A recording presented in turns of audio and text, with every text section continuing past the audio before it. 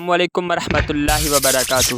جب سلطان صلاح الدین ایوبی نے رچرڈ کو شکست دی اور رچرڈ شکست کھا کے واپس آیا تو اس نے سلطان صلاح الدین ایوبی اور بالخصوص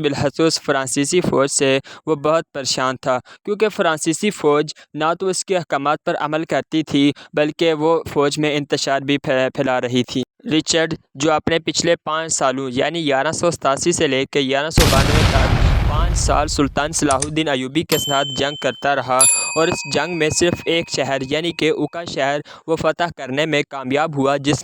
کی اس کو بھاری قیمت بھی ادا کرنا پڑی تھی۔ اور اوپر سے غضب یہ کہ فرانسیسی فوج اس کے احکامات ماننے کو تیار نہ تھی۔ وہ جنگ سے تقریباً اب بیزار ہو چکا تھا اور جنگ بندی چاہتا تھا اور واپس انگلستان جانا چاہتا تھا، کیونکہ اس کا بھائی ارل شاہ وہاں اس کے خلاف بغاوت کھڑی کر رہا تھا اور اس کا انگلستان جانا بھی ضروری تھا۔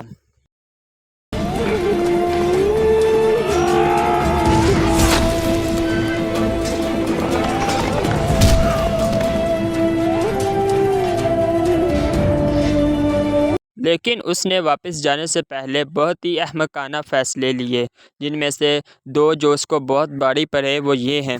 پہلا تو اس نے سلطان صلاح الدین ایوبی کے بھائی ملک العادل کو صلح کا پیغام بھیجا،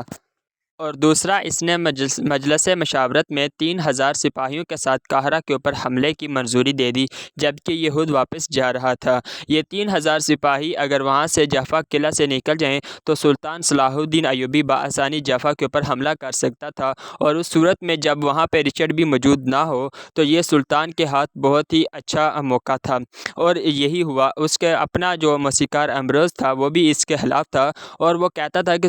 رچرڈ کا یہ فیصلہ، رچرڈ جیسے عظیم سپہ سالار کو یہ فیصلہ نہیں کرنا چاہیے تھا۔ جیسا ہی وہ جعفہ سے نکل کے اوکا شہر پہنچا تو سلطان صلاح الدین ایوبی نے جعفہ شہر کے اوپر حملہ کر دیا۔ صلاح الدین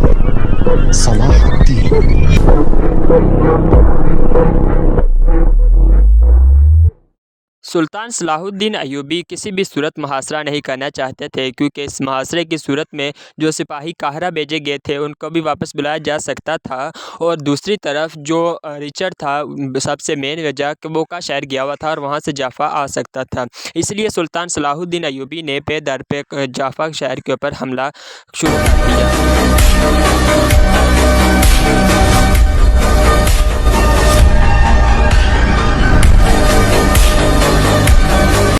3 دن کے لگاتار حملوں سے وہاں جعفہ شہر کی ایک دیوار میں شگاف ہو گیا، اور اس میں سلطان صلاح الدین ایوبی اور مسلمانوں کو ایک فتح کی امید نظر آئی۔ مسلمانوں نے اس کے اوپر حملہ کر دیا اور اتنی تیزی سے لاشیں بچھانے لگے کہ صلیبی فوج خود پسپا ہو کے رہ گئی۔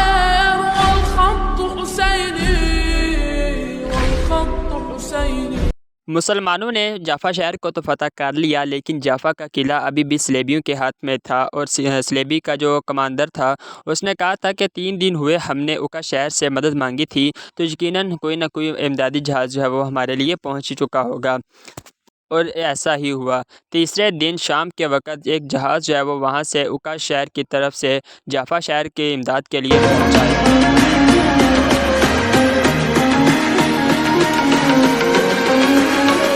انشاءاللہ نیکسٹ آنے والی ویڈیو میں ہم ڈسکس کریں گے کہ کس طرح سلطان صلاح الدین ایوبی نے جعفہ قلعہ کو فتح کیا اور کیسے اس امدادی جہاز کے ساتھ سلطان نے کیا سلوک کیا۔ تب تک اپنا خیال رکھیے، ملتے ہیں نیکسٹ ویڈیو میں۔ جزاک اللہ۔